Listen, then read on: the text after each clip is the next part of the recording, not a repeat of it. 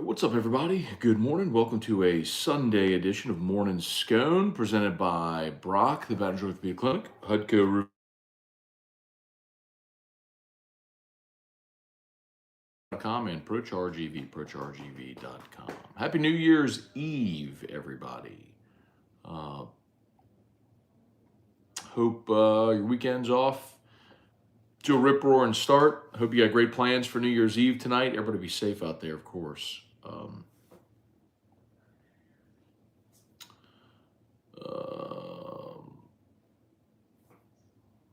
It is game day. Who dat? Saints Bucs. So we'll see if the Saints live to play another day, or if their postseason dreams come to a halt today in Tampa. Saints Bucs noon. Saints need to win their last two and get some help to get in. So you'd have to win your last two and hope that Carolina does the improbable and beats Tampa next week, which obviously we don't think is likely to happen, but it could. And it doesn't matter if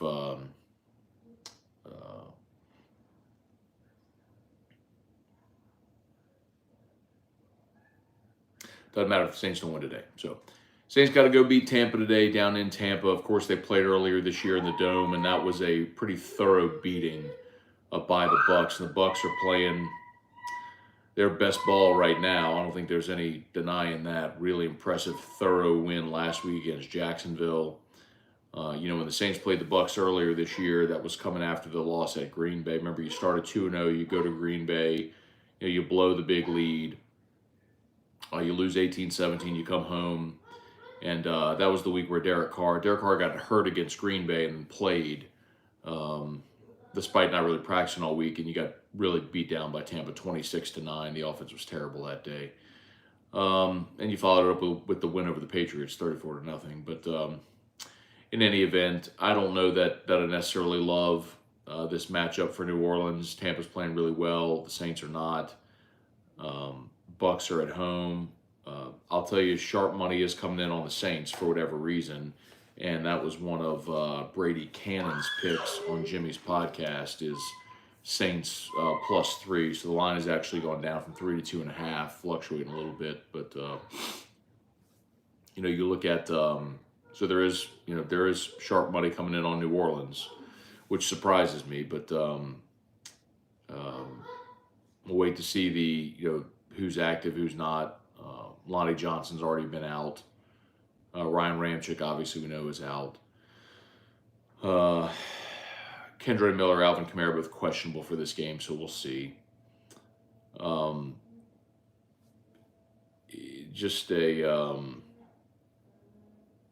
don't know, man. I'm just so... I'm just very blah on the Saints. I hope they win today. I'm not expecting them to win today. And honestly, even if they win today, I don't think Carolina's beating Tampa next week. So, we'll watch it. We'll see how it goes. But it really feels like, you're playing out the string here. So, in any event, 2 games to go for the Saints. Had some good college football yesterday. Georgia blew out Florida State. I feel so bad for Florida State. You have this dream season, 13-0. The committee screws you, and half your team quits, and your reward is you get to go get the ever living crud beaten out of you by Georgia.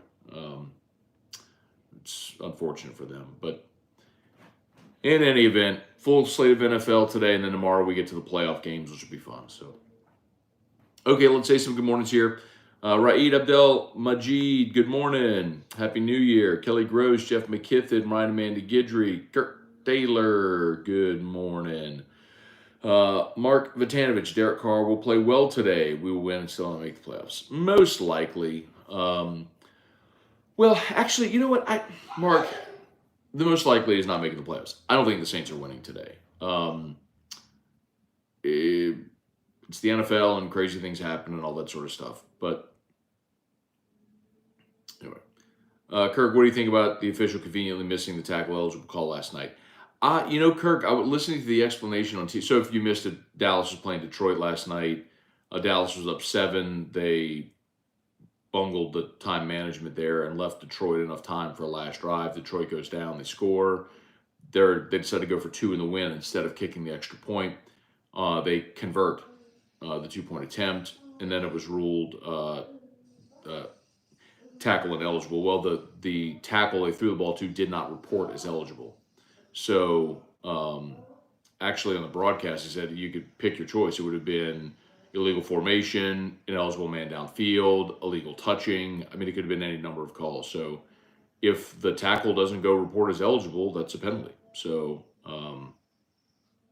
unless if there's something I missed, I mean, I was watching the game outside, smoking a cigar, and I heard I think it was John Perry was the ref in the booth who said take your pick, whatever the call could have been. So, you have to report eligible. If you're the extra offensive lineman, you have to go to the official and report as eligible. They come on the mic and they say number 68 is reporting eligible, and they didn't do that, so it's a penalty. Bubba Smith, good morning. Let's see. Chemo Slice, what up? Clayton Knight, Luke Landry, what's up? Call me Larry, who dat? Von Bluesman, good morning. Cliff Nelson, good morning. Morning, Uncle Scone. Happy New Year's Eve, LFG, Team Drew. Rex, good morning. Janet, what's going on? Austin Kidder, good morning. 4 playoff teams were all thinking the same thing yesterday. Thank goodness we don't have to play that Georgia team. I don't know, Austin. Georgia was a flawed team this year. They certainly weren't as dominant as they've been in years past. And I'm not. What happened yesterday in that Georgia-Florida State Orange Bowl was exactly what I think everyone expected to happen.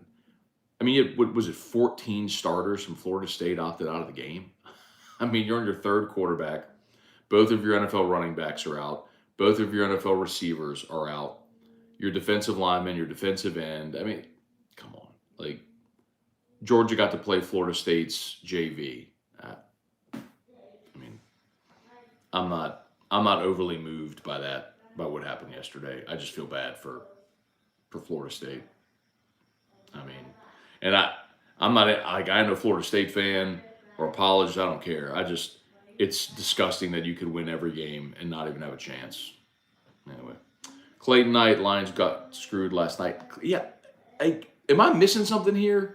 Because I was watching the game and I heard John Perry on the broadcast say, like,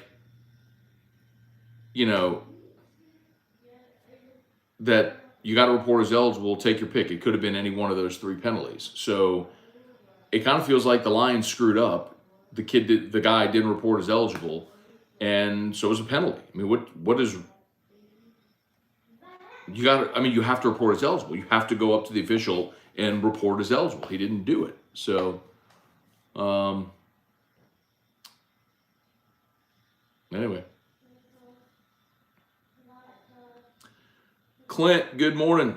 Ole Miss is looking scary good for next year. Yeah, we've talked about Ole Miss enough. I mean, they're all in for next year. And they got a schedule that, like, if Ole Miss is not in the playoff, that would be a pretty big upset. So y'all were saying the lineman reported his Twitter. It's all reporters eligible. It's all over Twitter.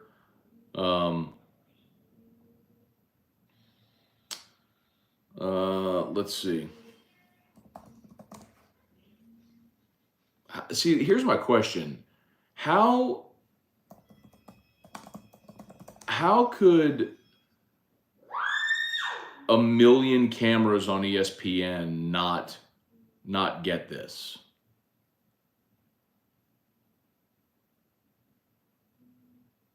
I'm looking at it right now. But, like, what did he, like, discreetly go over and talk? Like, I mean, I get it. The element of surprise is the key to this thing here. I don't know, bro. Like I see them walking up to the official, but the official would still have to come on the microphone and say number 68 is reporting is eligible, right? Unless there's something I'm missing. Anyway,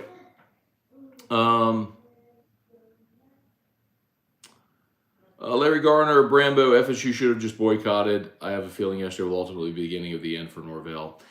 I don't know, man. Like, I don't know why you'd feel like that's the beginning of the end for Norvell. And you can't opt out of bowl games, by the way. Like, you are, as a member of a conference, you're contractually obligated to play in the game that you're picked for with your tie-ins. And then in this case, in the New Year's Six, so you can't opt out of the team can't opt out of the bowl game. Like, you're going to go play the bowl game. I don't know, but as far as like the end for Mike Norvell, I disagree. I think it's kind of the opposite there. Now, this might have been like their team, right? I mean, how often do you go undefeated? I mean, it's a super rarity. But when you look at Norvell's time at Florida State, his first year was the COVID year, and they won 3 games. So he went 3 to 5-7 to 10-3 to 13-1. So every year he's gotten better. Now, I'm not saying they're going 13-0 next year, but he's recruited well, and they're bought in, with NIL also there at Florida State. I mean, just look at this year with Keon Coleman and Braden Fisk and Fentrell Cypress. I mean, they're committed, man. So I don't know. I think Florida State is more poised to be the team in the ACC, not Clemson, because they are bought into the portal and NIL, which Clemson is not. Luke Landry, Packers loss hurting more and more as time goes on. Deborah Cowart, good morning. Keith Day, if the Saints lose out and get into the top 10 of the draft, do you think they draft the top quarterback? No. Abner Neal, good morning, Matt. How did you do in your bets yesterday? Yesterday, not a great day. Let's see. We lost with Penn State, lost with Wyoming, won with Georgia, and then lost with Dallas. So 1-3 day yesterday. Not a great day. So back at it today, back on the horse. The Stadlers, let's see. I know about the Saints today, Matt, but man, can LSU see we win in the trenches?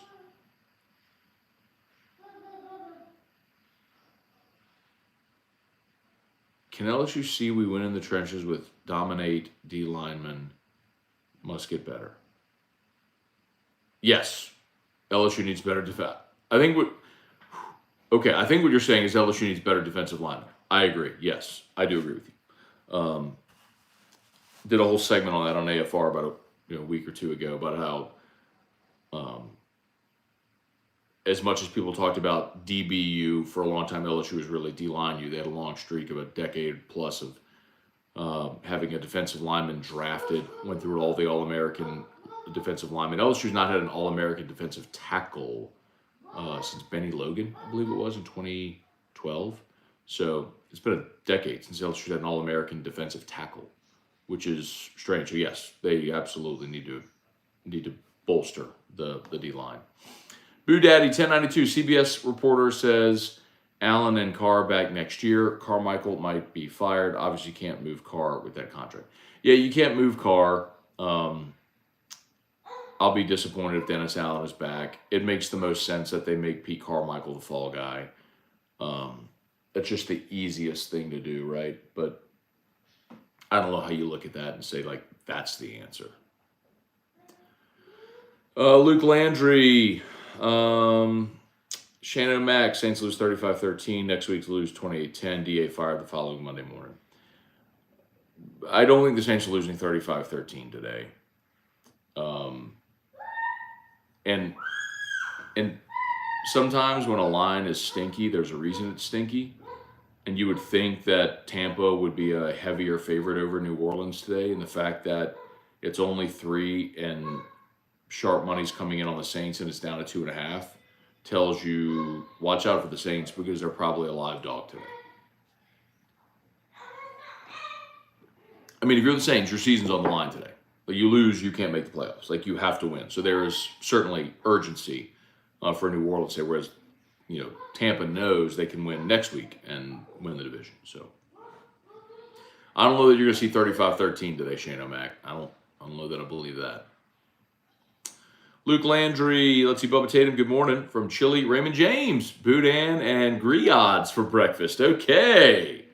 Little boy. Let's see. Brambo just ran 4 miles in 30 minutes, 30 seconds. New Year's goal is to be able to run a full 8 miles in an hour as I begin training for the Tough Man competition in April.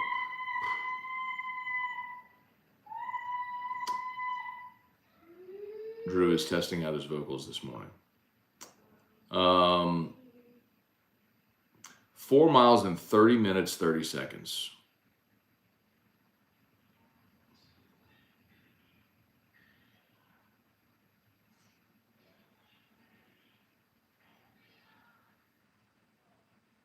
So what are you doing, about 7.5 minute mile?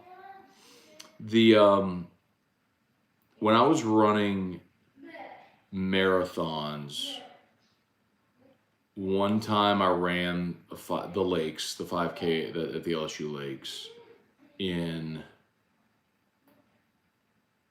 was like right at 16 minutes. It was a shade under 16 minutes. It was like, I ran like 5 minute miles. Like I was sprinting. But when your body is trained to run 26, you can kick for 3.2 and it's no big deal. I did that once. It's 16 minutes. Maybe it was a 6. Maybe it was under 8. Maybe it was just under 18 minutes. It was under a 6 minute mile. It was right about a 6 minute. I don't remember. It's been a long time. That was like 2006. That was a long time ago. But good luck to you, man. That's intense. I hope your body holds up, man. That's, that is intense, man. My body is not held up, in large part due to marathons, which if I could go back and undo, I would have. They're great accomplishments. I would completely go back and undo it. Let's see. Go Tigers. Good morning. We never finished the conversation. Who are your top 3 coaches if we got to replace Brian Kelly? Because you're not replacing Brian Kelly. You're not replacing Brian Kelly. There's no reason to have that conversation. Brian Kelly's not leaving. So there's no sense in having that conversation. King T. What's going on? Fans need to stop showing up. Jump over the Saints. I don't even know necessarily that does it. Remember, so much of the ticket sales now are season tickets. So much of the league revenue comes from the TV contracts. I can respect an ownership group that is patient, but I also don't know how you can look at Dennis Allen and think you've seen progress because you haven't anywhere, literally anywhere. Your defense has regressed. You made an awful decision with Derek Carr. I mean, even down to drafting Trevor Penning.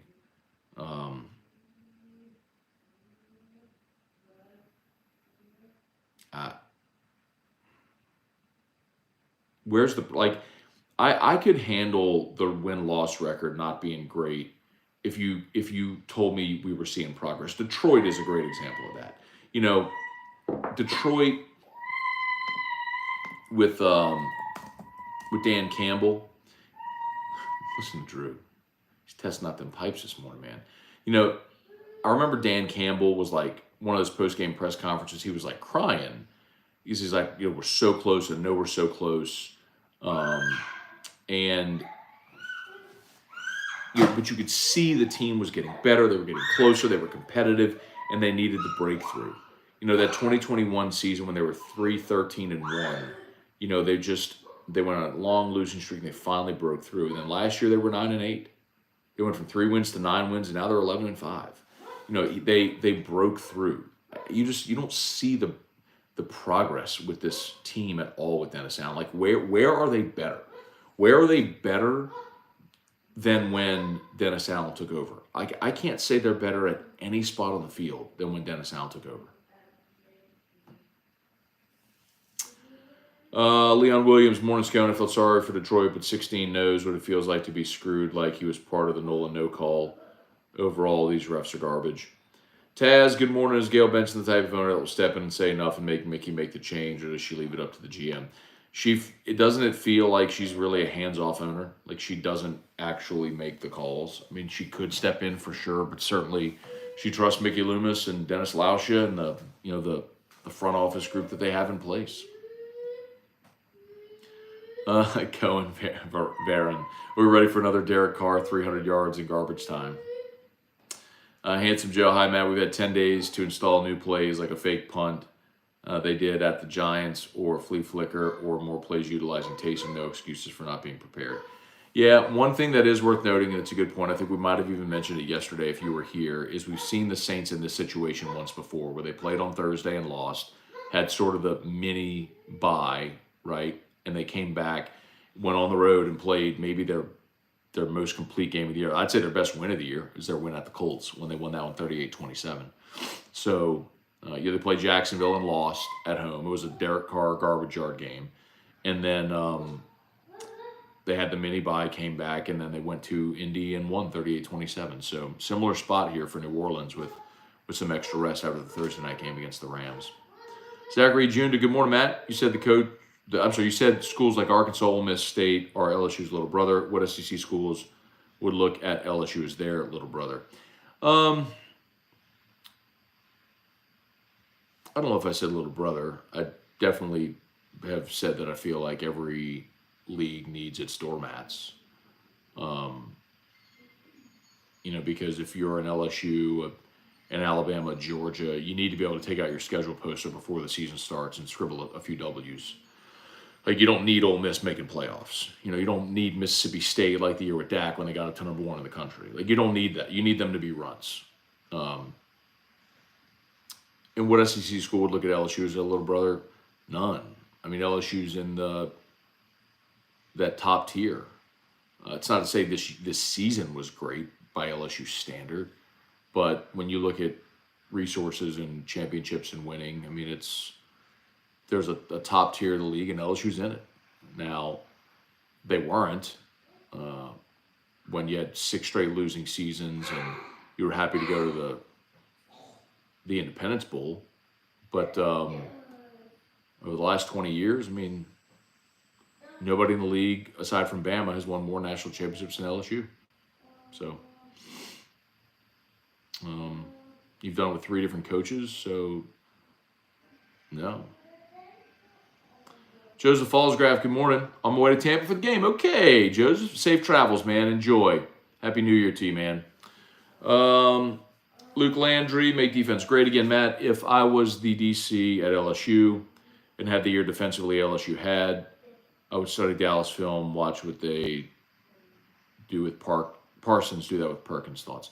The biggest difference is Harold Perkins isn't Micah Parsons. Micah Parsons is 6'3", 245. That's what he's listed. I think he's bigger than that. Harold Perkins is 6 foot 210. They have him listed at 6'1", 220. I don't know that I even buy that, but still 2 inches and 25 pounds. Like, look at Harold Perkins side by side to Micah Parsons. They're not the same player. Parsons, you could set Parsons up on the edge with his hand in the dirt and tell him go get it. That's not exactly what Perkins does. That's the really challenging part. If you're looking for an NFL comp, like, I would actually probably say Hassan Reddick before I would say Micah Parsons. Reddick they have listed at 6'1", 240. So same height as Perkins, maybe about 20 pounds heavier. But that's probably the better NFL comp. Is Reddick instead of Parsons. Let's see. We can't call Ole Miss little brother anymore. They're going to be really good next season. See, the difference is, like, that's a year-to-year proposition. I think, at least within the context of the question. Within the context of the question, like, Ole Miss and Mississippi State have the fewest resources of any school in the SEC. and I know Vanderbilt, but I'm talking about just money to spend. And like they never won the West. They haven't won the SEC since the 60s. That's more. I mean, like you're looking at if you look at it from an historical perspective, not on a year-to-year basis. That's my point. Like you've seen moments where Ole Miss has popped. I mean, Houston Nutt his first 2 years there. You know, they won the Peach Bowl his first 2 years there. There have been moments in time. Hugh Freeze, you know, got Ole Miss to a Sugar Bowl. So there have been moments where Ole Miss has been good. We're talking about like, you know, historical. At least that's how I understood the question. Please smash the like button if you would. Subscribe up to the channel. Facebook, please like the Matt Moscona page. Share the post. We appreciate you all for being here with us as always. Kath Murray Sanders Humphrey, good morning. Cole Trickle, what's going on? Sounds like your boy's having a blast in the background. Yes, Drew is like full throat singing in there. I don't know what he's doing or watching, but he is. Y'all can hear him belting it out in there. Manny Troncoso, Blaine Smith, what's going on? Ron Ritchie, Kevin Toller, what up? What up? What up? What up? Blaine Smith. What's up? Kevin said 5K in 16 minutes is fine. I was sprinting. I was sprinting around the lakes. It's when I was in really, really good running shape. I am not anymore. Big Dog Q. I don't think I could run to the mailbox anymore. Big Dog Q. Bleacher Report just reported Saints keeping Carr. I don't think Bleacher Report reported that. They're probably just. Let's see.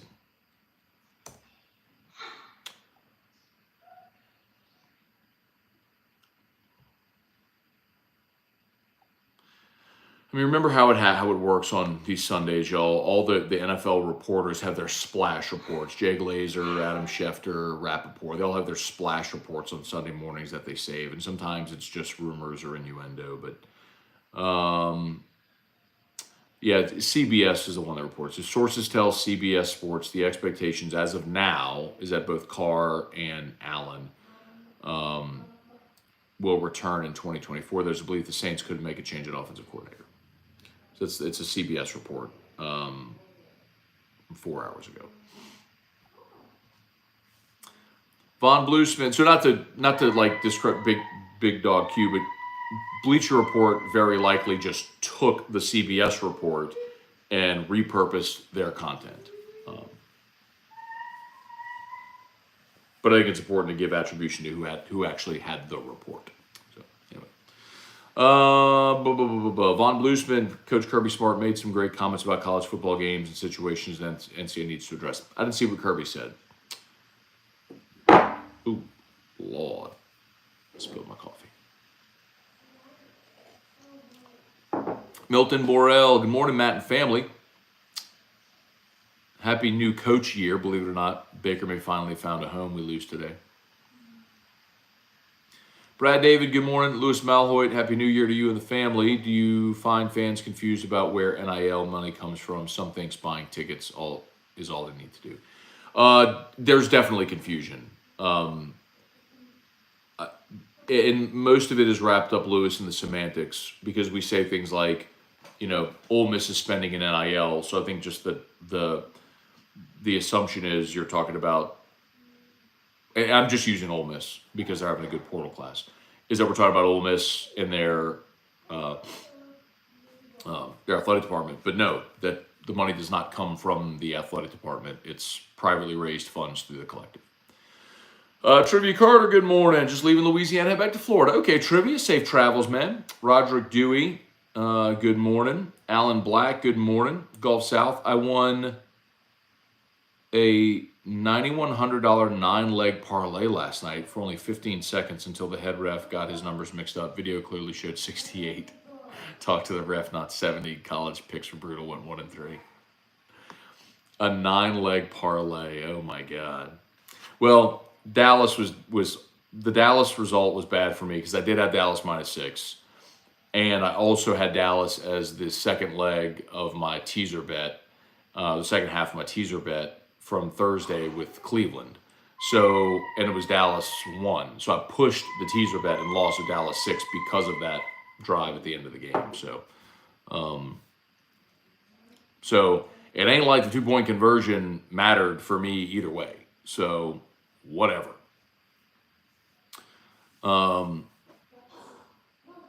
What I needed was that touchdown not to have happened, and it did. So, I mean, I was losing either way. Cliff Nelson, I have a cash reward for anyone who asks Matt a question about Brian Kelly going to Michigan. You dork. Luke Landry. They got, let's see, Ole Miss and Penn State were also severely overrated this year. Stephen Fry, I don't know about that, man. I mean, Penn State under James Franklin has struggled to win big games, period. Their defense was fantastic this year. Chop Robinson not playing yesterday hurt, but I don't think that was the whole game. I think more than anything was Penn State's inability to get their offense going. And Ole Miss was a good team, man. Ole Miss was a good team. Stephen Fry, in the post-game, Goff said he personally sent Decker to tell the official he was eligible. You see the replays, he goes up to the ref strange. Let's see.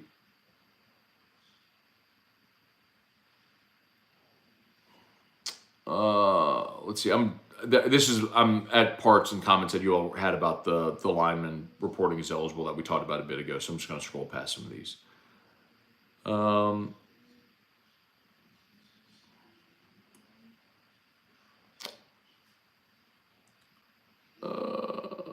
Brian Penton, good morning.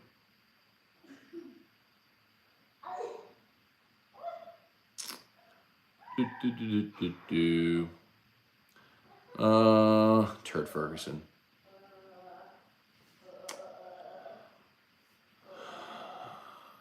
Dane Hatchell, good morning.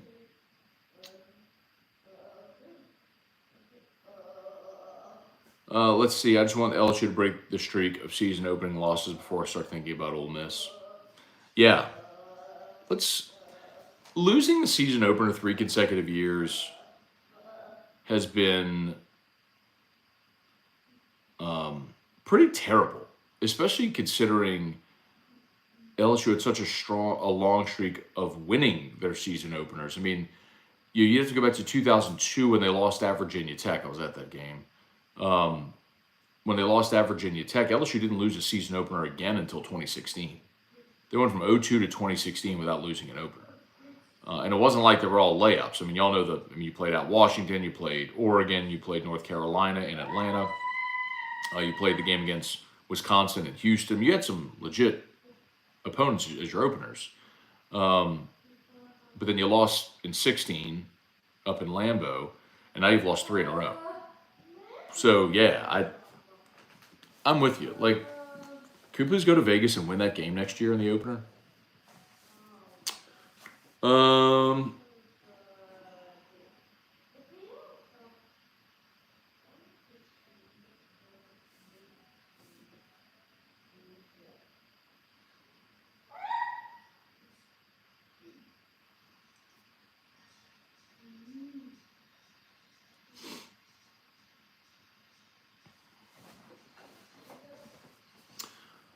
Sorry, I'm scrolling past there was a bunch of, this is from when we were talking a while back about the reporting eligible thing.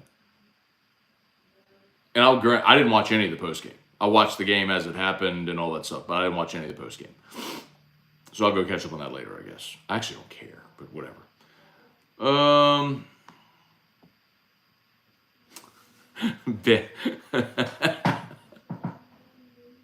Ben said, Harbaugh has hired an NFL agent. The pieces are falling into place for your Michigan prediction.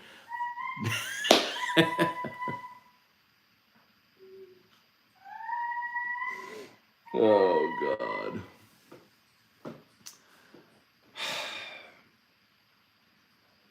My Michigan prediction included, Ben, the fact that, I said this very plainly, now the clip that everybody saw on Twitter did not include this part, because the person that clipped it omitted this part, but I said very, very plainly on Morning Scone that day, I have no idea if Harbaugh's going to the NFL, and if he does, I have no clue whatsoever if Michigan has any interest in Brian Kelly. What I am confident in saying is that if Michigan offers Brian Kelly their job, he would take it. And I am confident in that. If they offer him the job, he'd take it. I also think there's roughly a 0.0002% chance that it happens. So Like if Harbaugh leaves, if Harbaugh does leave Michigan, this story gets unearthed all over again. I hope he just stays his ass at Michigan. Uh, Luke Landry, I wish we would schedule how we used to, easy opener, big game week 2. Luke, that wasn't always the case, man. I mean, I just ran through a bunch of openers. The time that I can remember, you're right about 19, where it was Georgia Southern and then Texas week 2. 07, Virginia Tech was week 2, but you played at Mississippi State week 1. But I just rattled off all those tough games that you played as openers. The only time that you complain about having the tough game as an opener is when you lose. So go win those games, man. Go Tiger said my dog is barking at Drew. That's y'all hear the screeches, like that's Drew in the other room screeching. I have no idea what he's watching. He's watching YouTube or something like that, but he's having a ball in there.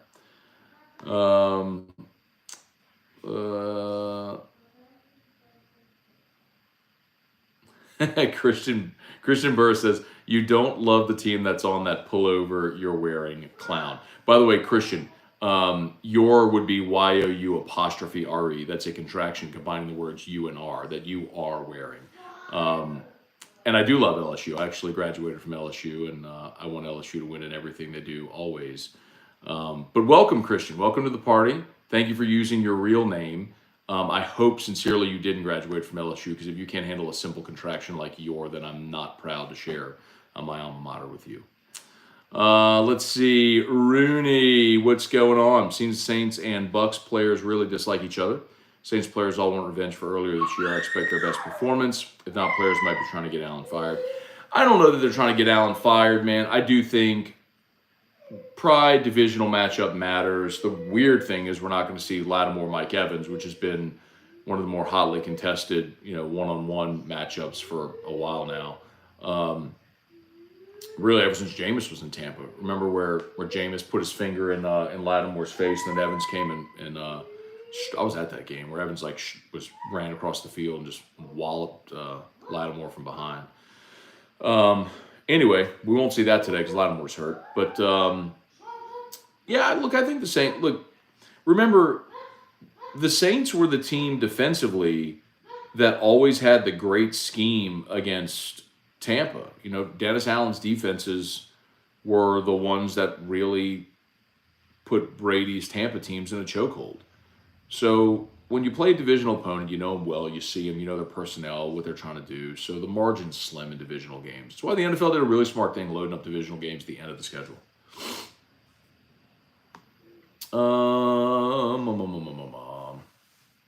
Antron Hemingway, good morning. What time do the Saints play? Noon. Noon Central. Tiger Grunt, good morning. Stacy Gilmore, how will the Saints look next year? Any chance contract restructuring for most players? Well, you know what, Stacy? I don't want to see contract restructuring, because remember, when you restructure contracts, that's the proverbial kicking the can down the road, right? Because the bill comes due eventually, and that's how you get stuck with bad contracts. I know people have. I'll use the one that we talked about a ton before the season, was Michael Thomas. People are like, oh, trade Michael Thomas. Remember, Michael Thomas signed a 5-year, $96 million deal, and they restructured it. So right now, you have money on the books for Michael Thomas through 2027. But this year, people wanted the Saints to trade Michael Thomas this year. His dead cap number this year was $36 million. His cap hit is $14 million, meaning to be on the team, he cost you $14. If he wasn't on the team, he cost you $36. Next year, his cap hit is $10.2. His dead cap number next year is $18.1. So basically, it would cost you $8 million more against the cap if Michael Thomas wasn't on the team. So Michael Thomas is going to be back again next year, because you can't trade that contract. Who is going to take that contract on? There's nobody. So they'd give you an asset to take that contract. So you're stuck with a lot of these. That's why I don't like restructuring. I understood why they did what they did, why they took the approach they did when Drew Brees was here. And I'll reiterate this point. It's the same thing I've said for a long time, but I'll say it again. When Drew Brees was near the end of his career, the Saints were in perpetual win now mode, and I understood it. You had an aging veteran quarterback who's your franchise. You were trying to get another Super Bowl before his career ended, and so you were buying everything on credit. Basically, you're like, you know what? We'll buy on credit to get it now, and the bill will come due one day, and we'll worry about it when that day comes. But for right now, let's go try to win. We've seen it before. Denver most recently did it with Peyton Manning, and they put together that super team around Peyton, and you know what? They won their Super Bowl, and for a decade, they've been bad since. But they got their Super Bowl. They went to 2 Super Bowls and won one of them. Was it worth it? You're darn right it was.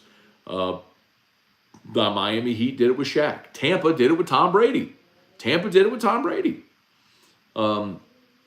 And they got their Super Bowl. The Heat did it with Shaq, and they got their world championship. And they stunk after that, even though they had Dwayne Wade until LeBron came over.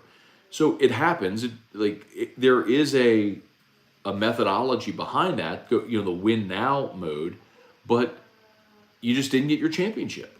And so it feels like the Saints have continued to just continue to double down with this approach, despite the fact that you don't have the 2 most important pieces in place, your quarterback and your head coach. So, I mean, you continue to just dig that hole deeper and deeper and deeper, but you're not any closer to a championship. If anything, you're falling further away. Greg Carter, more to Matt DA staying next year for multiple reports. Well, again, it might be semantics, but the report from CBS is as of now. So go get blown out the next 2 weeks and see what happens. That maybe changes. Joe Parker, Luke Landry, Dedrick Ford, Adrian Bonds. Will Kamara start today? I haven't seen the actives and inactives yet, so we'll see. Voodoo, let's see. Christian Burris,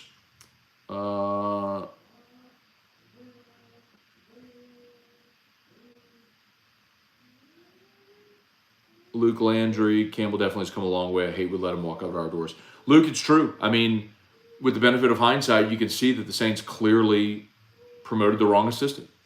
I mean, Dan Campbell was the guy on staff who was ready to be a head coach, and that's proven.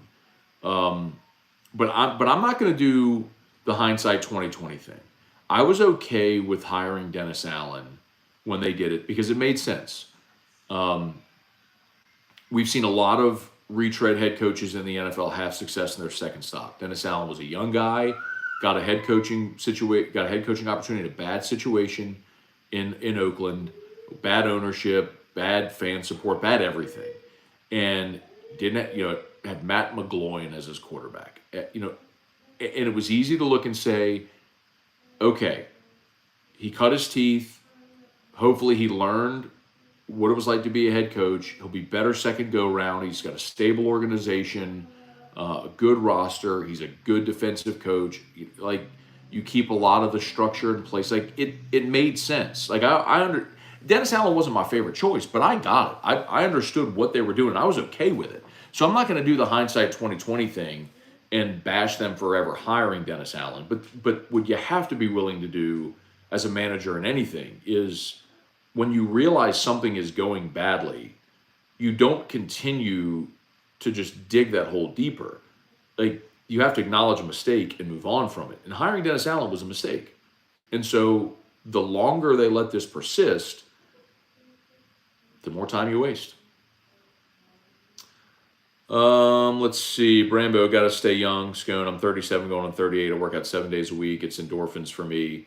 The connection with the neurotransmitter provides the feeling that gets you going. So Brambo, I work out plenty, but my body has failed me because of the. I mean, look at me, man. I mean, I'm 6 foot 225. I don't have a runner's body. I was running marathons in my 20s, and that was not smart. That was after playing offensive lineman and offensive line throughout my life, and just all the compression on my spine and my knees and my joints. I work out, but I go to Hot Works and I do yoga and Pilates and I stretch a ton, so I stay flexible and limber and I can move. That's what I can't do impact training anymore. I just can't.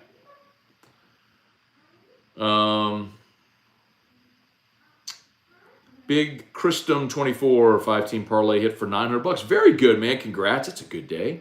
Tate Granger, morning, Matt. Is it possibly staying as DC and not head coach? No. Zero chance of that. Oh, man.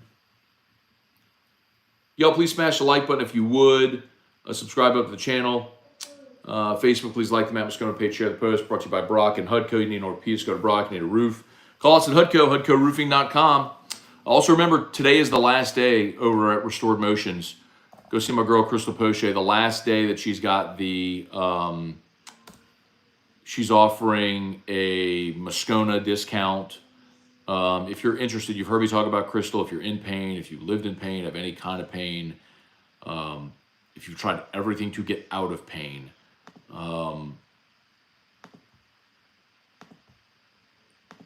Crystal is awesome. And I've tried everything, y'all. OT, PT, painkillers, muscle relaxers,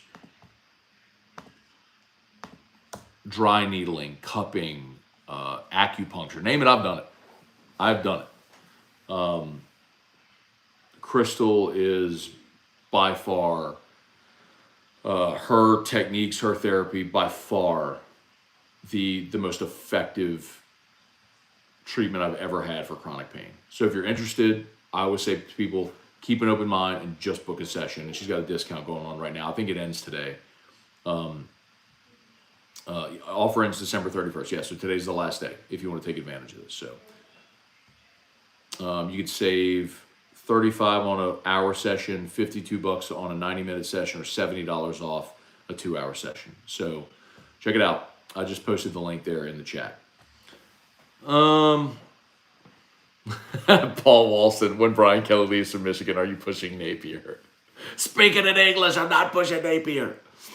Wendell Norman. Let's see. When it comes to football, who do you think has more money, A&M or Texas? Texas, but it's not. It's what and what. Like, I'll give you an example. And here's a. This might surprise you. Someone asked if Crystal does couples massages. No, it's not like that. This ain't no massage, man. This isn't, have a robe, get under the sheet, relax. It ain't that. Like, she is gonna work you through whatever pain and issues that you have.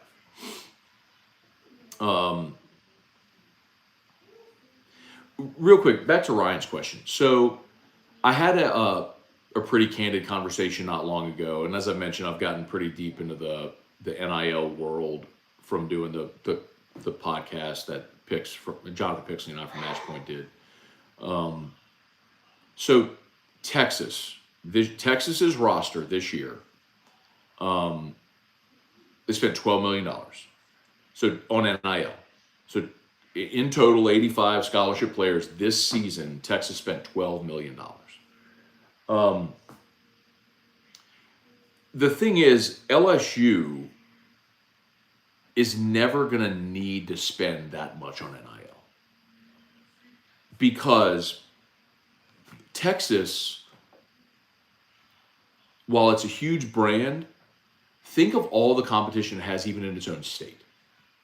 Yes, Texas is coming into the SEC, but Texas also has Texas A&M in the SEC in its own state. Think of all the other Power Fives in the state of Texas, from Baylor, TCU, and Texas Tech. Not that they're necessarily competing resource-wise, but then you also have LSU going into Texas, and Arkansas, and Bama, and Georgia. A lot of teams go into Texas to try to recruit the biggest talent out of the state. So Texas has to use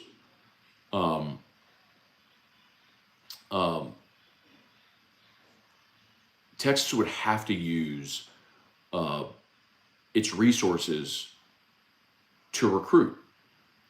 And what I've told you before about LSU is true. Like, the advantage is the dirt. You're the only Power 5 in a talent-rich state, and there are kids in the state that just all they ever wanted to do was go play at LSU because they were born here and they grew up on LSU and they just want to play for LSU.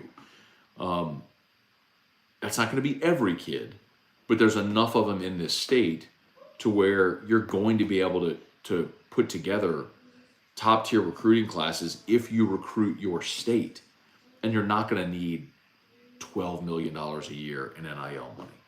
So I hope that makes sense. But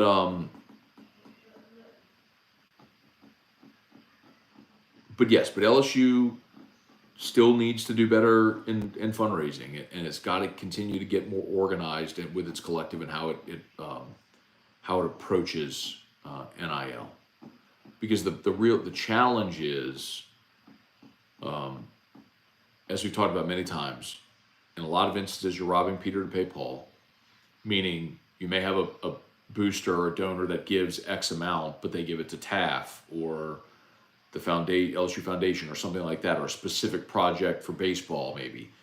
And if you're asking that donor, hey, give to the collective, okay, well, maybe that's less they're going to give to TAF. It's the same pool of money, but they say, all right, if I'm going to give $1 million, instead of giving $1 million to TAF, I'll give $600 to TAF, $200 to the collective, $200 to baseball, whatever. You know what I mean? So it's the same amount of money, but now you're just taking it from other spots and just reallocating it. And that's the real challenge they're facing right now.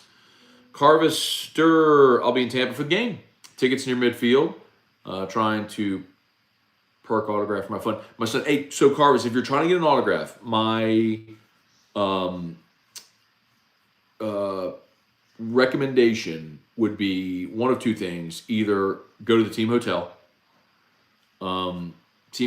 or after the game, go by the team buses, and I would try to find Perkins' family. Just find the people wearing the number 4 jerseys and hang by them, because he's most likely going to find his way over there.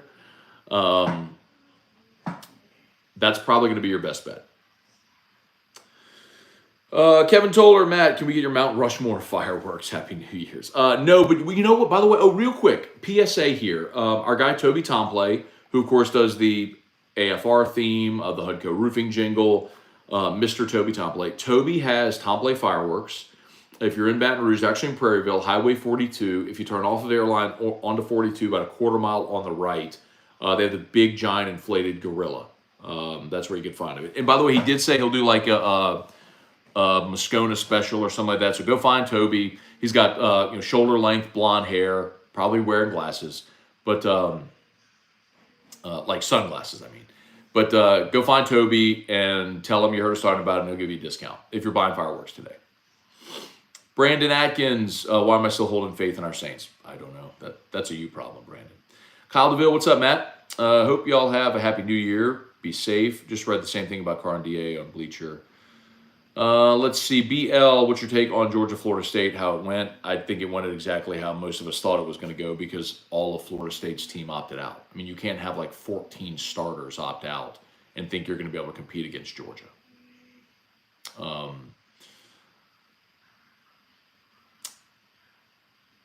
Joe Parker, so Georgia could finish number 2 in the national ranking. I don't know that it's going to go that way, but I guess they could, Joe. I guess they could.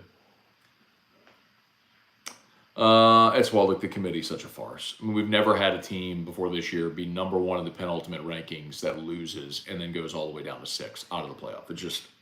It's sheer stupidity. I don't know how you could have a playoff without Georgia in it. I don't know how you could have a playoff without Florida State in it. It's just stupid. Anyway.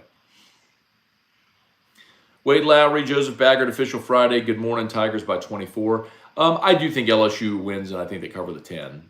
I think, as bad as LSU's defense has been this year, Wisconsin's offense is atrocious. And we have seen the LSU defense look competent against bad offenses. Mississippi State, Army, Georgia State, not Georgia State, Grambling.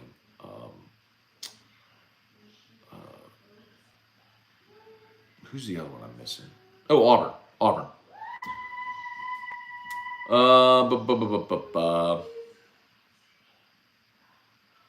Brandon Atkins, sorry to be this guy. I love my Saints, but I'm realistic. We have no chance versus the Bucs and win the division. So, Brandon, I'll never say no chance. It's the NFL. The any given Sunday thing is a legitimate thing for a reason. Everybody's a pro. So, yes, you can. The Saints could win today in Tampa. And again, I'll reiterate for those who just joined us, a lot of sharp money is on the Saints. One of Jimmy's handicappers, Brady Cannon, who goes on a show, has the Saints in his 3-pack. Saints +3 is one of his 3 best bets of the day today. And that 3 has now gone down to 2.5, which means sharp money is coming in on New Orleans. So for whatever it's worth, maybe it's a spot, a situation, the Saints with sort of the mini bye, extra time to prepare. You could look at series history with the Saints and the Bucs. The fact that it's a divisional game, the fact that the Saints have to win to keep their division hopes alive, the fact that Tampa could lose this game, win next week against Carolina, still win the division. So I'm not going to say no chance to win today, but for the Saints to win the division, they have to win today, next week, and have the Bucs lose next week to Carolina. And I don't think all those things happen. So I'm with you that the Saints are not going to win the division. They're not going to go to the playoffs. But they have a chance to win the game today. Shane Big Fella, what's up? Austin Kidder, distance running is fun to do a few times, and you realize you aren't required to do it, so stop punishing yourself. Look, Austin, the thing that people would say about like the endorphin release of running, I never got that. I never got the the endorphins. I never got the runner's high that people talked about. I just was in a lot of pain all the time. Apollo Balboa, 1985. Matt, are the January 1st bowl games more prestigious? If so, why does Georgia play before LSU? It's not anymore. It used to be that. It's not anymore. Now it's all just TV. Like they set up the New Year's Six so that there's a New Year's Six game every day. So like you had on Friday you had the Cotton Bowl. On Saturday you had the Orange Bowl, the Peach and the Orange. Today's NFL. Tomorrow you'll have the rest of the New Year's Six. So that's why they do it that way. They do it for TV. It's just not the same. Like the Gator Bowl used to be a New Year's Day game. It's not anymore. It's all about finding a TV slot that's going to bring the most viewers. It's why when people keep saying there's too many bowl games, like and your players are opting out. Why do they keep having bowl games? Because it's a TV show. As long as you have a spot, look at how many bowl games you watch where the stands are empty.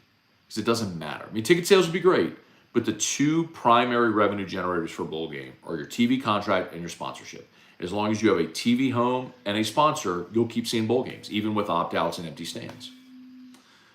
Make defense great again, Matt. I'm saying that at the college level, you could use Perkins the same way Dallas uses Parsons athletically at their respective levels. They are similar. I'm not saying Perkins will be that in the NFL. What I'm saying is Perkins isn't. Micah Parsons is a hand-in-the-dirt defensive end. Perkins can't be that because if you play that role, then you have to be able to help in run defense. And Harold Perkins as a 4-3 end is going to get swallowed up by offensive tackles. He'll be a liability against the run. So no, he can't play that role. Wade Lowry, don't know if you spoke on it, saw the Lions debacle. Yeah, we talked about that a little bit earlier.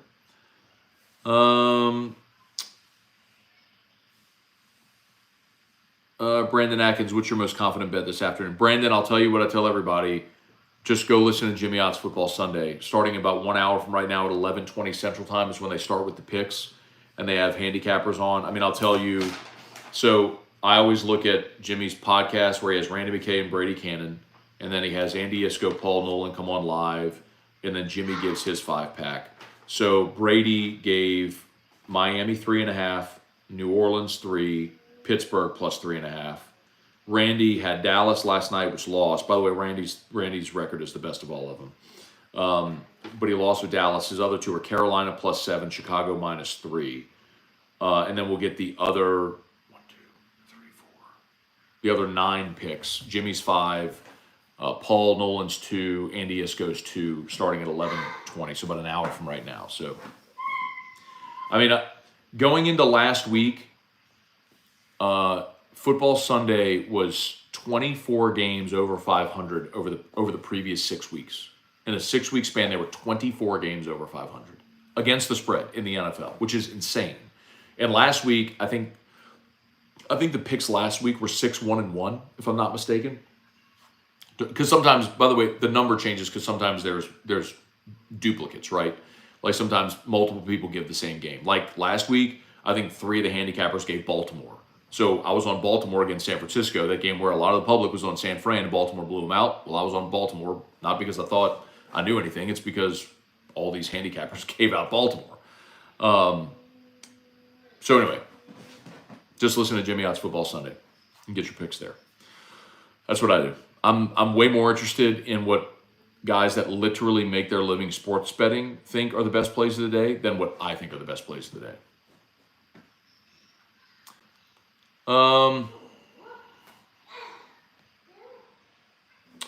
Blown coverage, looking like we were in for year 3 of Dennis Allen. Dedrick Ford, Matt, what's your opinion on Zach Bond? He played pretty good for some games this year. I wanted him gone this year, but he showed up. Well, Dedrick, the thing that they've started doing with Zach Bond is using him as a pass rusher. So, like, we knew coming out of Wisconsin, the thing that Zach Bond did really well was rush the passer. Well, they brought him in a 3-4 and made him an off-ball linebacker. Well, he's not an off-ball linebacker. He's not Demario Davis or Pete Warner. He's a 3-4 edge, that jack position that the Saints use. Like, that's what he does. So, anyway, let's see. Someone said, can you pin Otter's podcast?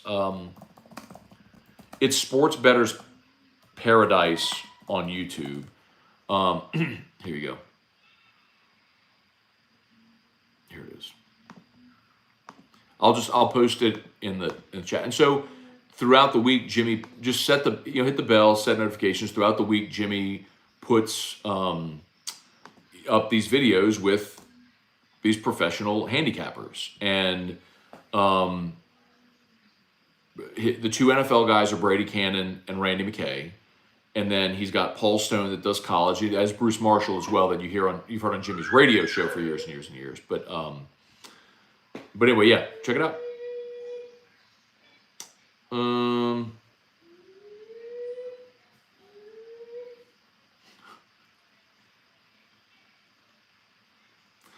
Tune in tomorrow morning. Kevin Toller. Tune in tomorrow morning for cookie crisps and mimosas with Moscona and Ogeron live from Scone's house, where he discusses LSU's next head coach. Now, by the way, Whiskey and Wine, for those that missed the announcement, T-Bob and I are doing Whiskey and Wine. 1 game only will be at Walk-Ons Burbank, the original Walk-On. So if you need a place to watch LSU and Wisconsin tomorrow, T-Bob and I will be at Walk-Ons Burbank, and we'll be on the back porch. So if you go into the restaurant, you don't see us, go to the back porch. We'll be out there. And that's where we'll be doing Whiskey and Wine as soon as the game ends. So we hope to see a lot of you. Come get a little hair of the dog and Walk-Ons, watch the game with us, and hang out for Whiskey and Wine. We look forward to seeing it. Again, the reason this is not a permanent change, Don Juan is closed on New Year's Day. So that's why we had to move. But 1 game only for the bowl game. T-Bob and I will be at the original Walk-Ons Burbank in Baton Rouge for Whiskey and Wine. Come hang out with us. Come watch the game. Have some food. Have some drinks. Hang out for Whiskey and Wine. And again, if you can't be there with us, we'll be live on the 104.5 ESPN YouTube and Facebook page as soon as the game ends. Oh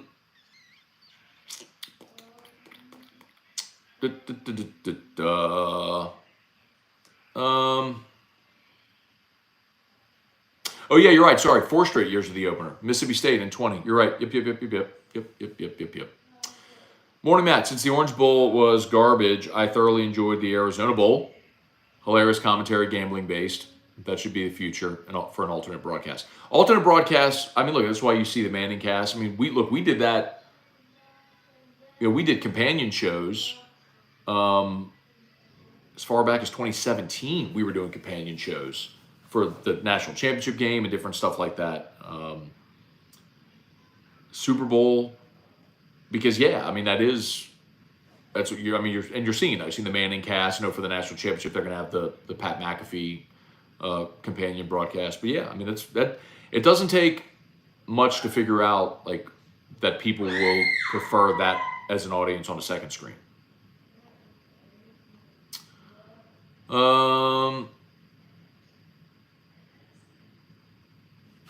No Saint, morning Matt, working this New Year's Eve and day. Wishing you Happy New Year's. Well, hey man, Happy New Year. Go get that money, man. Much respect. Do what you got to do. Go Tigers. USC quarterback looks better than Nuss to me. We'll probably lose the first game in another shootout next year. Long way to go, man. Long way to go to see what our teams look like. Let's see. Arctic Tiger, Bucs over Saints, easiest pick of the year. We'll see. Sometimes when it feels that way and the public's all in one direction, there's a reason the public's in one direction. And the fact that everyone is so confident that the Bucs are going to beat the Saints, I'm thinking about taking the Saints to the points. Leon Williams, weird observation. The AFC South is basically the equivalent of the NFC South, record-wise, and they have better coaching and quarterbacks, in my opinion. The media doesn't crucify them. Why not, I wonder. Maybe because the NFC South has had a couple-year stretch now of being atrocious.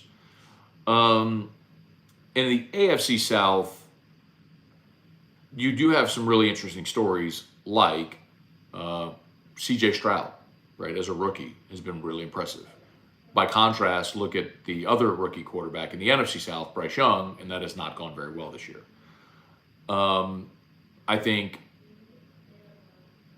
people look at Jacksonville as a team that can make noise in the postseason. I don't think that team exists in the NFC South.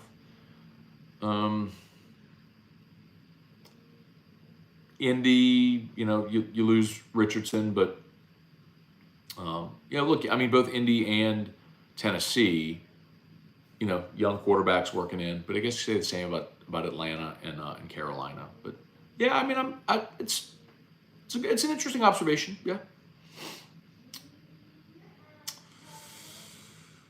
Tiger Diver, good morning. Brandon Atkins, Brian Kelly to Michigan, confirmed by Scone officially. Stop it. Gulf South, tonight is when my wife and I find out the gender of baby number 2. Okay. Gave a friend the gender card. He went and bought a gender reveal fireworks. Hope the firework was labeled right. Well, good luck, man. Hope it goes well. Well, of course it'll go well. Mostly, more importantly, just a healthy baby and mama, and good luck to y'all, man. Go Tigers. We're screwed if Kelly goes to Michigan. Slim Pickens. I put the stupid dog outside. We love Drew. That's the guy I was saying the dog. When Drew was screeching, the dog was barking. That's funny. Matt, how happy are you not to have to answer the question about Denver Harris next year? Ecstatic. But there will be another player next year, like there is every year, that has grand fan expectations. And every year it's something. Like years ago, it was hyping up LSU's receivers when LSU didn't throw the ball. And there was Denver Harris, or there was route concepts. Remember route concepts? Last year was Jaden Daniels. A lot of y'all were crapping on Jaden Daniels. It's always something, man. But yes, I'll be happy not to have to answer the Denver Harris questions. The thing, and like I know we talked about this on yesterday's show, so some of you may have heard it, but the thing about the Denver Harris, there's a cardinal right outside my window. That was pretty. That was beautiful. Anyway, like literally landed right there on the grass outside my window. The thing about Denver Harris is I literally had a first-hand conversation with a coach who told me, like, Denver Harris and Deuce Chestnut can't play. I was like, okay, well, that's all I really needed to know. So when I was talking about Denver Harris before the season, I'm telling y'all, like, it ain't a thing where they're making him earn it. Like, he can't play. I wasn't guessing. I mean, it was a first-hand conversation I had.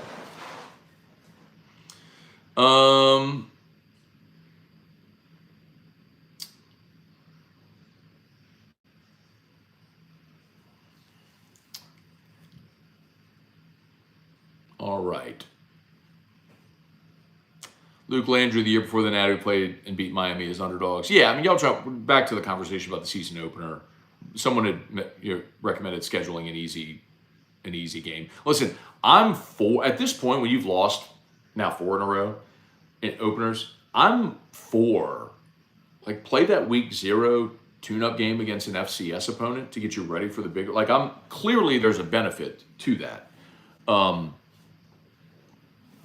But if you're winning, the point I'm making is, for more than a decade, we never had that conversation because LSU never lost one of those openers. You felt confident going in. Well, it's changed now. You've lost 4 in a row. So either stop scheduling the tough opener or start either, start winning them, or adjust your schedule. Your schedule.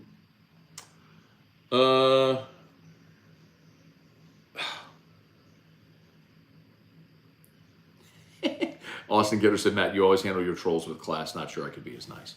I don't know that I would say always, Austin. Not always.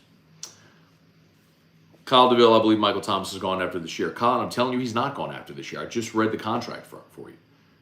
His dead cap number is $18 million next year. His cap hit on the roster is $10 million. It costs you $8 million more for Michael Thomas not to be on your roster next year than to have him on your roster. Michael Thomas will be on the Saints roster next year. You're not going to eat $18 million for Michael Thomas to go away. Like, that's the problem with restructuring contracts. So, Kyle, you can say you believe Michael Thomas is gone, but that's rooted in nothing other than your opinion that Michael Thomas has been injured and not a good player. There is a financial component to every single player on a roster. And the Saints aren't going to eat $18 million for Michael Thomas to go away. They're not. He's going to be on the team next year.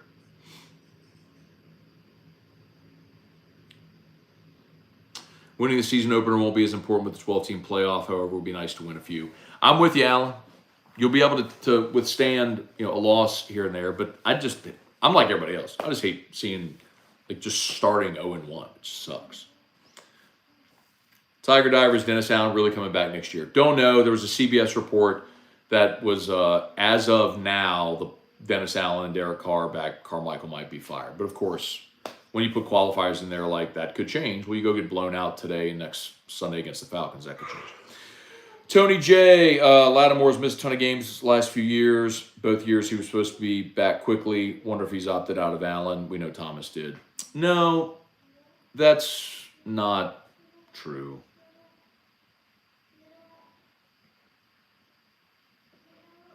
That's just not true.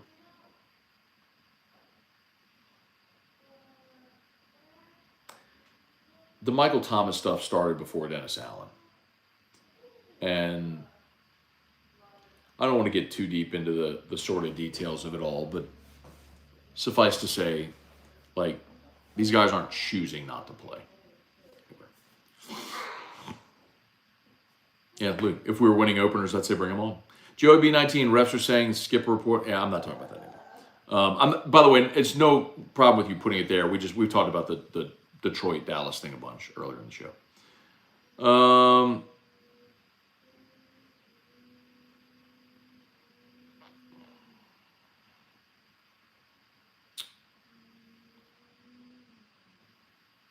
Gosh dog it. I lost my spot. Sorry, y'all. Let me go to the bottom and come back up. Go Tigers, say give Joe Flacco a call. And then Clay Knight said, Falco from the replacements?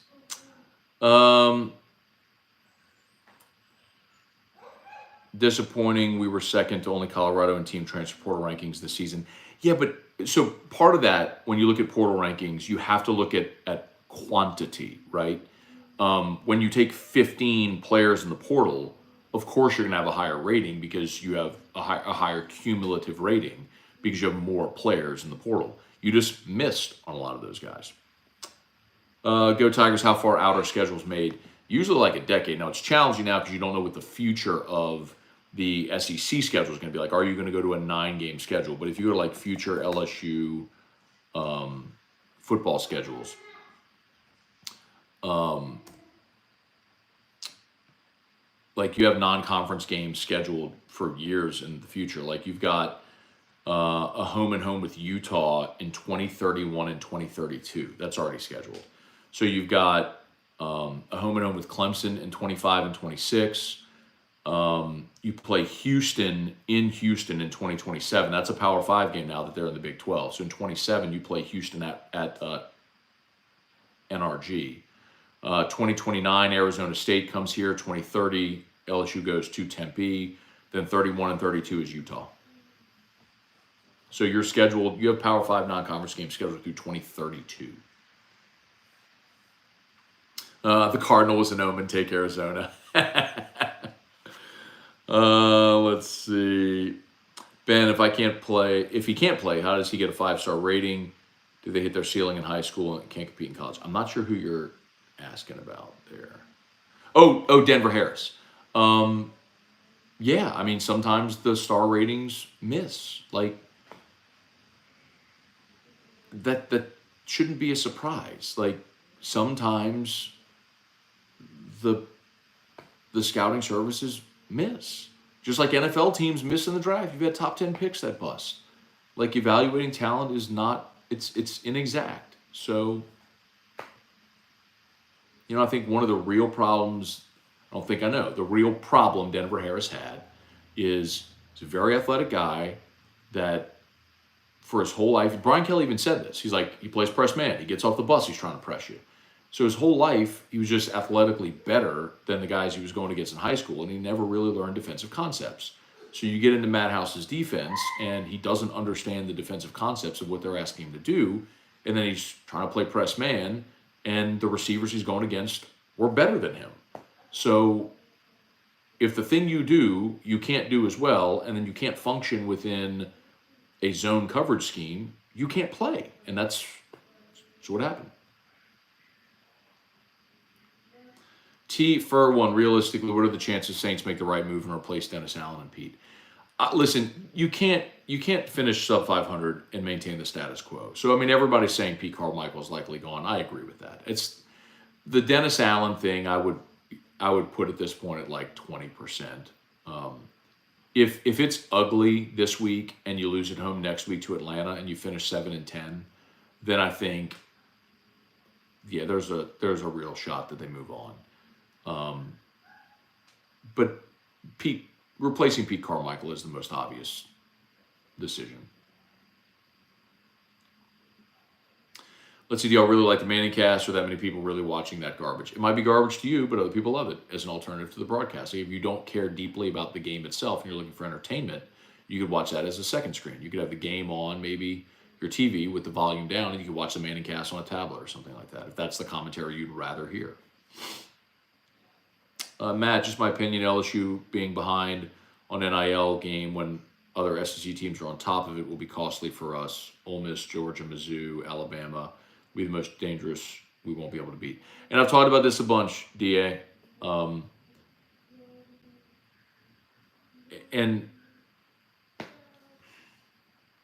I don't know how else to say this, y'all. Like this isn't just an opinion that I'm throwing out there. Like I'm telling you the conversations that I have with people associated with this at every level, from coaches and players families and administrators and people that operate collectives. Like when Pix and I were doing that podcast, I mean, we talked to people that run the collective at SMU, at Northwestern, at everyone involved at LSU at every level.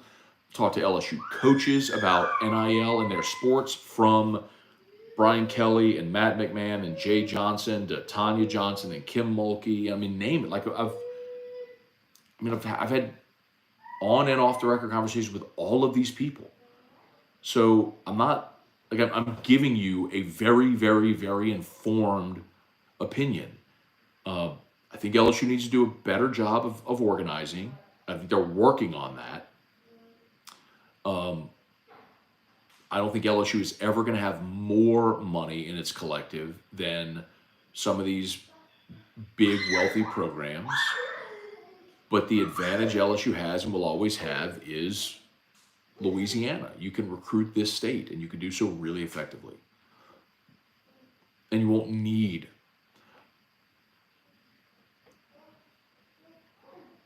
like I told you a bit ago that Texas this year spent $12 million in NIL on their roster. This team that's in the college football playoff, they spent $12 million in NIL.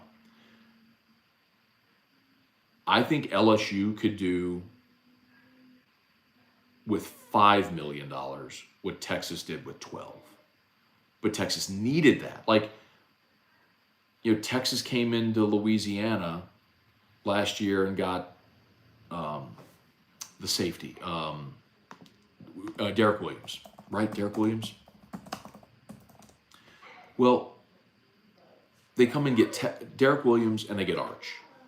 Well, that cost them a lot of money to have to come into Louisiana to get those two players. Well, Arch was never coming to LSU anyway. And so Derek Williams took a big payday. But would you have loved for LSU to have gotten that safety? Yes, but if you turn around this year and LSU has Jordan Gilbert, and we'll see what happens with Jacoby Matthews, you may be even better off at safety. Anyway, I'm not denying what you're saying there. Yes, Ole Miss, Missouri, Georgia, Florida are spending a lot of money in NIL. Yes, they are, more than LSU. But it's not binary. It's not that black and white, whichever team spends more. Like, Ole Miss has a moment in time right now where they have not won anything of significance in 60 years. I mean, like, they haven't won an SEC championship since the 1960s. And they see a schedule that's manageable next year. They've got a lot returning from a team that just won 11 games. This is the first time in their program's history they won 11 games in a season, y'all. And so they're going for it.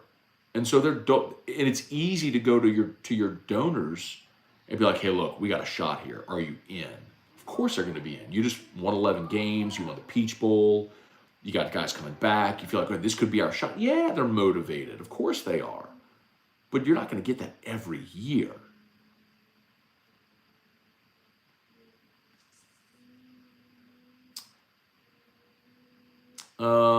Let's see. Go Tigers. FYI, Jimmy is wrong a lot. Sometimes you got to see through the BS and make a pick. Hey, go Tigers. Do what you want to do, man. Here's the point. If all you do is randomly take those suggestions and make a play every now and again, and you just at random pick 3 or 4 games and you go 1-3, that sucks. But you're going to draw the conclusion that he's wrong. And I'm telling you, black and white, the last 7 weeks on Football Sunday, about 30 games over 500 in the NFL. So, like, the problem most public bettors have is you're not consistent. You pick and choose. You chase your losses. Like, you've got to be consistent. Like yesterday, I had a 1-3 day. That sucked. But on last Saturday, I was 2-0. Christmas Day, we were 4-0. We didn't have a loss from Thursday, Saturday, Sunday, Monday, Tuesday until Wednesday when I finally lost. I was undefeated for like 5 straight days. So you just keep, like, you decide how many units that you're going to bet. You bet evenly among games, across games, and you're consistent with it. And that's how you win. But the public generally doesn't do that. So you could say it's BS, brother, but the point is, professional handicappers make their living betting on sports. That's how they make their living. If I can get those guys' picks, I'm going to bet them. So you can do whatever you want, brother. Do it. Go try it on your own and see how that works for you. Clint, any LSU baseball buzz? I'm just candidly not locked in. Clayton Knight, new to sports betting with a phone app. Do you have to pay taxes on winnings? Do they issue a 1099 or something? If you withdraw your winnings, and I guess it's probably like a certain amount as well that you'd have to pay on, but you would have to claim those earnings. Where are we? Ben said, my brother's been a runner since high school, does the St. Jude Marathon with his wife every year. Tried to get into it, but never found the enjoyment that others talk about. Oates, let's see, Matt, did you hear Loomis and Gale are planning to bring Dennis back next season? Did T-Bob find his Bloomin' Onion costume? I did look for a Bloomin' Onion costume. I did search for it. I couldn't find a good one, though.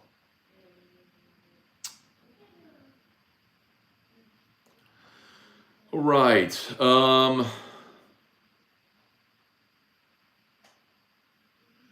Sorry, cracking my neck.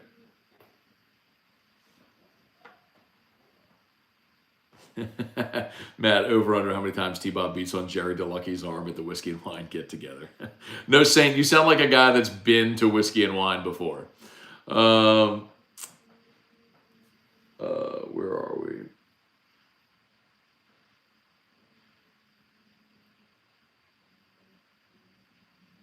All right. Sorry, I'm going to come back to where we are now.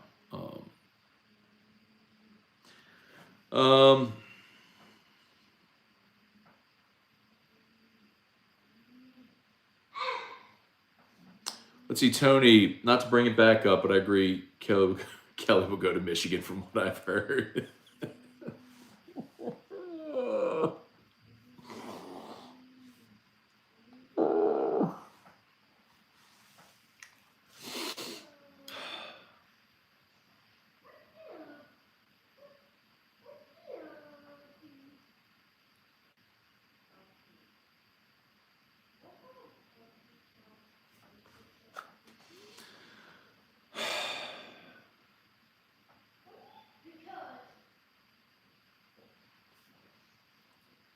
Dan Roof, morning, Matt. Feels like Wingo and Smith are leaning towards returning right. I have no idea. The fact that they're playing in the bowl game is a really good sign, obviously, because if they weren't, they would already be gone. But I do not know. I've not talked to either guy or anyone close to either one of those players to know what they're thinking about doing.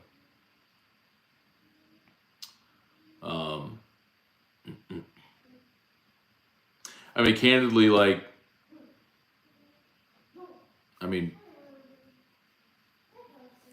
talked to Makai a bunch, even from when he was, remember he came on the show when he committed from Missouri a bunch. Got to chat with him last year at Media Days, a little bit one-on-one. And then Mason, too. I had Mason in studio before the season started last year. He did a Gordon deal, and so he came in. We did about a 30-minute sit-down, he and I, and talked a bunch.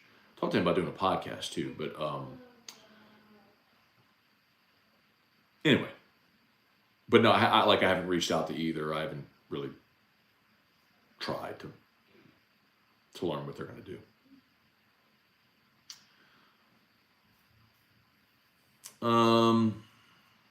We need the young guy that coached the Cardinals that got fired. He had Mahomes at Texas Tech. You're talking about Cliff Kingsbury. I don't know if Cliff Kingsbury's coming back. Well, I mean, Cliff Kingsbury is right now like an analyst at USC. I don't know what his next plan is. I don't think big money people like to have their name out there. Rich Louisiana people like to stay anonymous. There's a lot of rich people in the state that like to have their names on buildings. So, not exactly there, dude. Tony J, sorry, it's sent to her. Let's see. Heard LSU would be okay.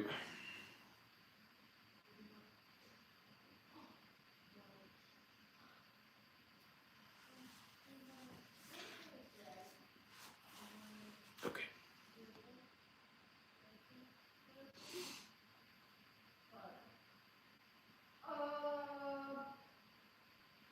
Tony, I don't mean to be, I hope you don't take this as insulting. So I'll read you Tony's comment. He said, I heard LSU would be okay with Kelly leaving due to reasons I won't put here. I'm sure you've heard the same. Also, I heard Oregon coach is the guy. I have a hard time seeing him leave Oregon. So, Tony, I don't mean to be insulting. I just wonder, who you think you're talking to. It always does. I've done this job long enough to know that people like to feel like they are in the know. They want to feel like they have scoop. It's why a lot of people will send me tips and stuff like that. They want to feel like they're in the know. It's great, and I understand that. But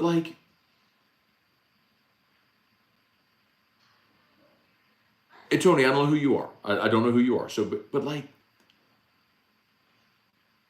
man, unless you're talking to, I've done my job. I just finished year 17 covering LSU. And I've worked very hard over 17 years to cultivate great relationships with the athletic director, deputy and executive athletic directors. Go look at the LSU athletic administration. I've worked very hard to cultivate good relationships with those people, with sports information, with the coaches of these teams, with board members and high dollar boosters and sports agents and people that touch the program in every different angle.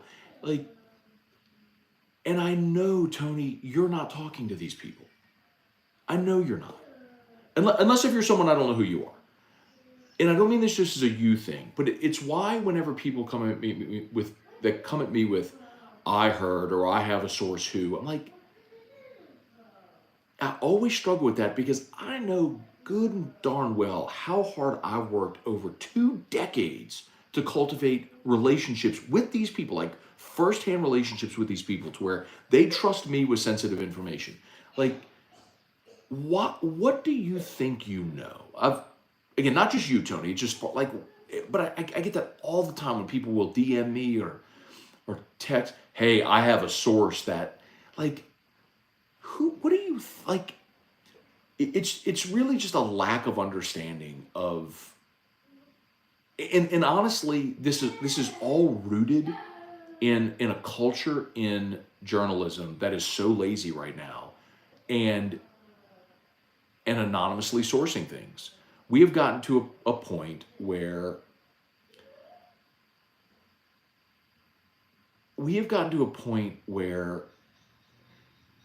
the public accepts sources, like anonymous sources, as credible without ever questioning who that anonymous source is.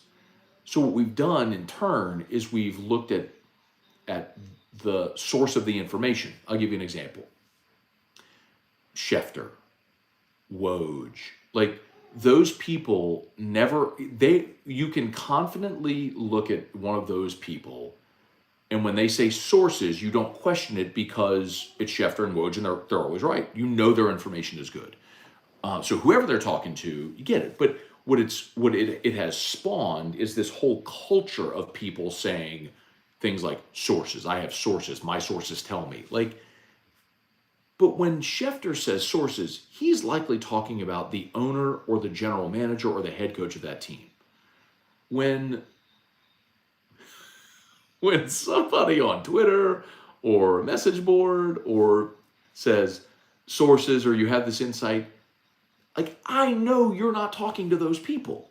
So, like, where do you, like, the info that you have, where you got, like, what makes you think that information is good? Because it's what happens is it causes people like me to have to chase their tail. Because it's like when someone hits me with, hey man, my source tells me ... Well, now, what if there is legitimacy to it? So now I have to go make 10 phone calls to try to determine the validity of this. And so, and most often it's nothing, but I was like, why, Tony? Why?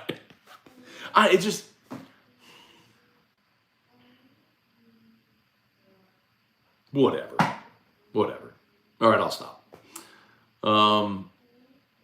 Guy Brooks, morning, Matt. Happy Sunday. Love the show. Listen every day from North Carolina. Thank you, Guy. I appreciate it, man.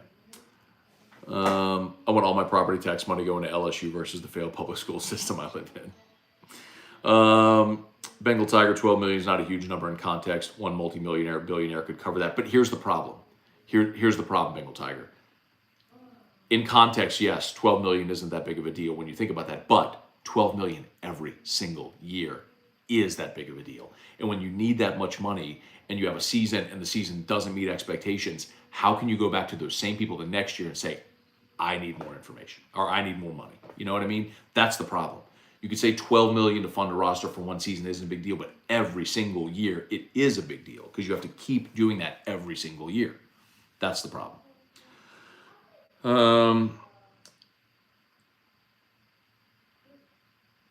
Gulf South, Jacoby Matthews. Haven't heard you mention his name as possible transfer. Sounds like you've heard a thing or two. I mean, I have talked about Jacoby Matthews here, and Jacoby Matthews did not play in Texas A&M's bowl game, and what I was told is he was going to take the Christmas holiday to determine if he was going to return to Texas A&M or enter the portal. If he does enter the portal, I believe LSU will be his destination, and I will tell you that LSU already has an NIL deal in place for the possibility of Jacoby Matthews going into the portal. So if, and I don't know if he will, like what his decision will be, but I know it was something he was going to consider talking about with his family, and it makes sense, right? I mean, their head coach is gone, defensive coordinator is gone. It's a big change in College Station. That's why a lot of people have left, and he was going to take this time to determine if he was going to hit the portal. But I think isn't today the last day? the portal window. I think today's the last day of the portal window. No, I'm sorry, January 2nd. So it was December 4th through January 2nd. So Tuesday.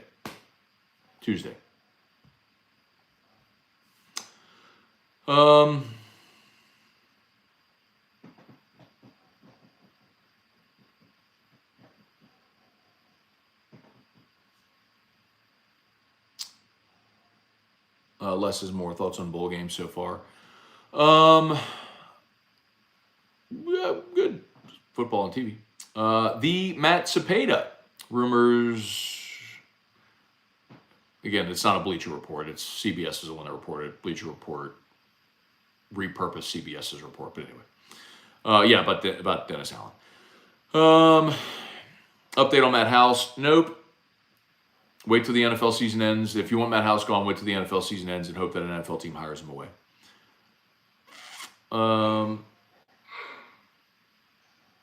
Murray 1025. How do you feel about the game today? I certainly think I understand why Tampa's favored. I also do a double take when I see a lot of the sharp money coming in on the Saints.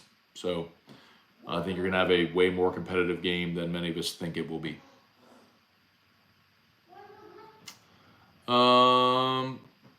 Tremaine 318. Matt, are you actually aware of all the lip smacking, swallowing, and disgusting snorting sounds you make? You don't do it on AFR. It's incredibly weird and disgusting at the same time. Tremaine, that's probably because I do this show right after I wake up, and I'm certain my sinuses are draining.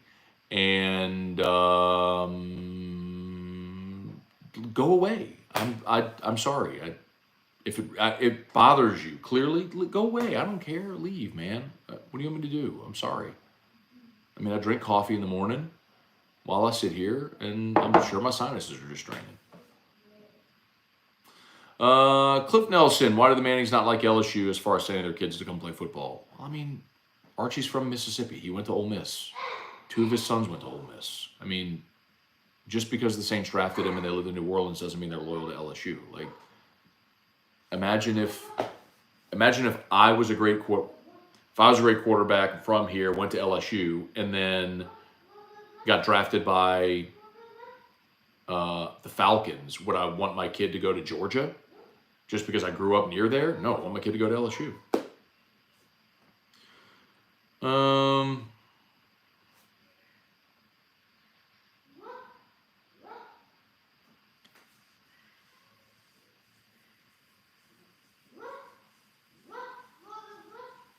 Let's see, go Tigers. I remember 17 years. Geez, I remember when Matt was a scrub behind Condon. We're proud of you, bro. The funny thing is, like, when I worked with Condon at 1210, that wasn't even my start in radio. My start in radio was 2003 at WIBR. I did news. But 2007 was my first season covering LSU. Good year to, like, doing sports, like full-time sports.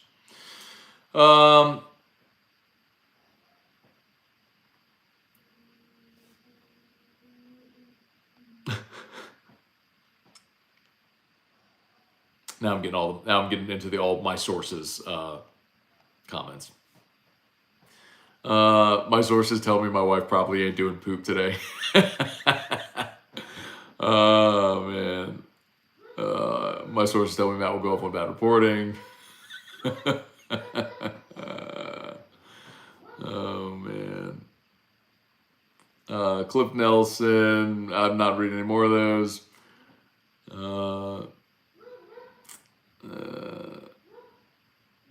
Gulf South Scone, that's Tony J from Prairieville. He's had his ear to the parade ground since 1973 when he first stepped on campus after taking a wrong turn at Highland and Lee. I don't know who Tony J is, but unless if Tony J is talking to Scott Woodward and everyone associated with football admin or the administration building, athletic administration, I'm really not interested in his reporting. I'll stick to making the calls that I make to people who are actually making these decisions. And again, I don't mean it as any disrespect to Tony. I'm sure he feels great about what he's hearing and whatever. Anyway.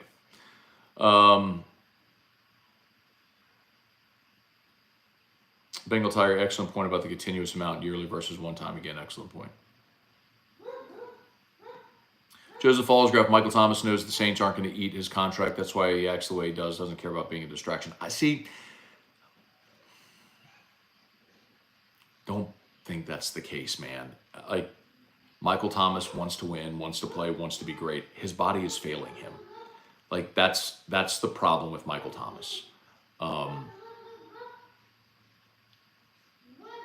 He's just a guy his body is breaking down. He's 30 years old, and he's had severe injuries, and his body doesn't recover as fast. And like, that's just, it happens to everybody, man. Eventually your body breaks down, and his body is breaking down. Look at Ryan Ramczyk. His body is breaking down on him.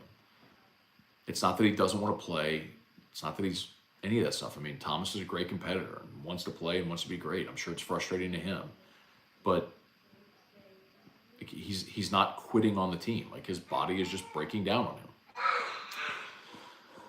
on him. Thomas Natal, for the Saints to get out of the current cap situation, it's a 1 to 2 year minimum process. Yeah, like, you're going to have to decide. I mean, I agree. Like, you're going to have to decide you're just not going to do all the awful restructuring. And you're just going to eat it. And allow everything to sort of reset. And the only real way you can do that is if you have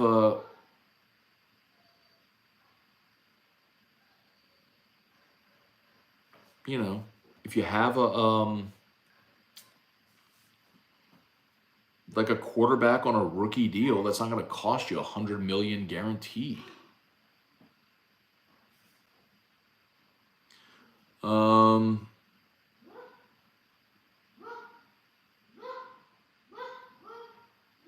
Matt, my girlfriend got me a Cesar Ruiz jersey for Christmas. Does she know you at all? Was it a gag gift? A couple more here.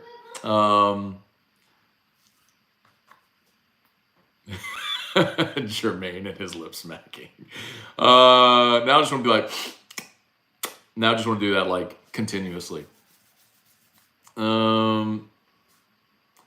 Jonathan O, good morning, Matt. Is Landon Ibieta still on the team? I don't think Landon Ibieta has gone into the portal.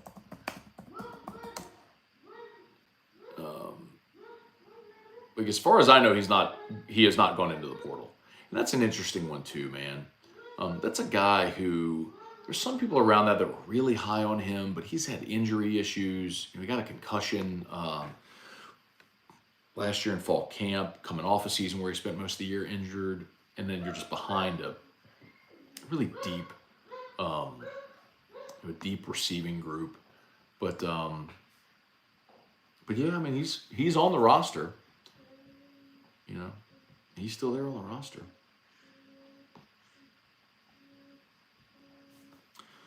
A couple more here. Please smash the like button if you would. Subscribe to the channel. Facebook, please like the Matt Scone page, share the post. So we're 17 minutes away, by the way, from the picks starting to roll in on Jimmy Ott's Football Sunday. A couple more here. Gulf South, Bobby and T-Bob is a good comp to the Mannings. T-Bob grew up in Atlanta, came to LSU. Okay. Yes. Not nearly as high profile, obviously, but yes, good comp. No Saint. Per source, Matt can give 2 Fs about you being annoyed about his sinuses draining. Hey, Dad, good morning. Mark Allen, this is why I hate running late to a live show. What did Tony say? It's nothing Tony said or did. I'm sure Tony's a great guy. Tony was just sharing information from his sources, and I don't know who Tony is, and I don't believe he has sources. I'm sure he thinks he does, but I'm also quite certain that Tony doesn't have a weekly audience with Scott Woodward where he's getting this info. But whatever. John Malonzo, morning, Matt. Mostly it's like, and I feel bad because I feel like it sounds like I'm making this like I'm coming down on Tony, which I'm not. It's mostly as a guy who did study journalism in college and went to school for journalism, I just feel really sad about the state of.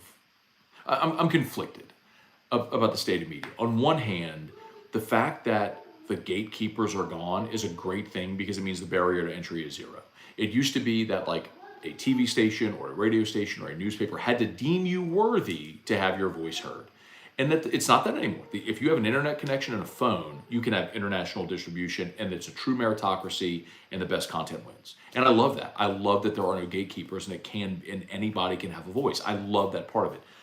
The flip side of it is that journalistic standards have just plummeted to almost non-existent because the way you make money in a digital space is numbers that you can sell, or if you have programmatic revenue, right? Like for those who, I mean, candidly, for those who watch my YouTube channel, like I have a verified YouTube channel, which means I share in the AdSense revenue. Now, like I'm not like paying my mortgage with it or anything like that, but when you see pre-roll ads and things like that on my YouTube channel, I get a share of that revenue. So Google pays me every month. So like that's one way, or like you do a large enough volume where you do sponsorships, right? At a CPM, a cost per thousand. And so you look and say, okay, well, what are the things that are going to drive those numbers? Well, it's not committing the resources for a full-time reporter to go dig on a story for a month to get one report. It's pumping out content, pumping out content, pumping out content, pumping out content. So what's the thing that's going to kaboom? Well, it's Stephen A yelling, right? It's that sort of thing. And so that's what you've seen so much of the commitment of resources from networks and traditional media is to the opinion makers more so and less reporting. And so anyway, all that to say, journalistic standards have just plummeted to never before seen lows. And it just makes me sad, that's all.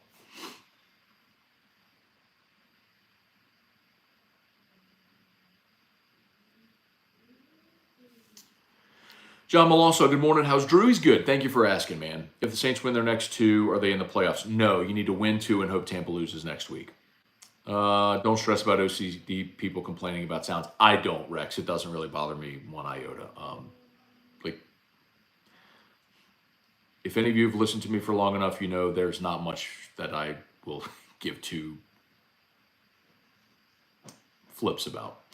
Okay, Gulf South for us out of market listeners, is the app the only way to listen to Odd Sunday Show? Yes, app. So the 104.5 ESPN app, yes. Just tell your smart speaker, play 104.5 ESPN Baton Rouge. Tremaine, keep smacking your lips, getting support from grown men for it. Have at it. What is wrong with you, man? Like, are you okay? What's wrong, man? Like, it's a nice Sunday. It's New Year's Eve, bro. Like, calm down. What a weird thing to be bothered by. How is the SEC structured moving forward? I don't know what you mean.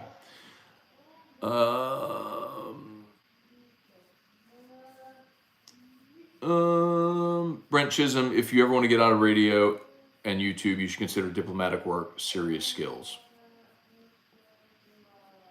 I don't think I want to do diplomatic work. Sorry.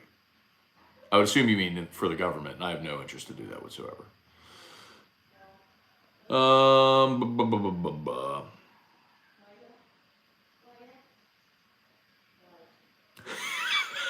Dude, this guy is on one, man. This is hilarious.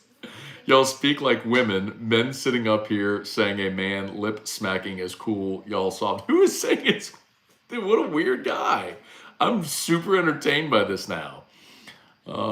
Anyway, Matt, I've been watching and supporting you for years. You say go away because you sound like Edo at a press conference. Yes, if it bothers you, leave, man. It's really okay, Tremaine. Like I am super okay. If listening to me in the morning bothers you, then leave. I don't. It's fine. I would love for you to stay, and talk. But if watching me and my sinuses draining in the morning bothers you, then you should really leave and go do something that's going to let you enjoy your day instead of doing something that's going to breed negativity in your day. So yes, I would absolutely leave. Uh, that's really surprising, really surprising. So yes, leave, please. I'm asking you, I'm giving you permission. Gulf South, you're monetized here. That's why you put up with our random anonymous source comments and troll jobs. I do that. Trust me. The YouTube monetization is not. uh, it in no way alters my life financially whatsoever. I love doing this show because I think it helps build a deeper sense of community with all of us and with the audience. And it's become such a routine part of my day for so long now. I always find it interesting when people tell me, they're like, man, if like I know you, I start my day with you. I'm like, but you don't understand. The opposite is also true. So when I talk to all of you every day and I read your names and everything, I mean, I start my day with all of you. You all have got to see my son grow up here, right? I mean, I started doing the show in 2018. So it's been, God, we're coming up on 6 years now, I think. Yeah, we're coming up on 6 years of Morning Scone. And I mean, Drew was 3. You know what I mean? Like y'all have seen Drew grow up. Y'all have gotten to know Erica. I mean, I've gotten to meet so many of you that I consider good friends. So I know that isn't what you meant, Gulf South, but you did just spark that in my head when I thought about it. Okay, shout out to Brock and Hudco. You need an orthopedist. Go to these; they do pay me. Brock, of course, Hudco, HudcoRoofing.com. A couple more. Cliff Nelson asked E-Rock. E-Rock, I don't know what E-Rock's doing. I think you hear the water running. She might be like bathing in there. What are her sources telling LSU about reorganizing NIL? Trivia Carter, I don't get a share from helping remove idiots. Guy Brooks, my son is a journalism grad, writes for a small paper to gain experience. Keep doing your thing because people like me live for sports and sports talk. You're the best. Thanks, Guy. Appreciate you for watching, man. Good luck to your son, too. Tell him to reach out if I can ever help with anything, man. Hit me up. I have so many students shadow all the time. It's just gain as much experience as you can, Matt, I've been supporting you for years. I have nothing against you, just the sounds. That's great, Tremaine. That's fine. But I'm saying if this bothers you, then you don't have to be here for. That's fine. Come back for AFR or whatever. It's all good, man. Really, it's all good. James Avery, morning, Matt. Looking forward to wrapping the LSU football season tomorrow. By the way, one more reminder: we'll be at original walk-ons for the game and for Whiskey and Wine. T-Bob and I will be there. So if you're going to be up and you're looking for a place to watch the game at 11 a.m., come hang out with us.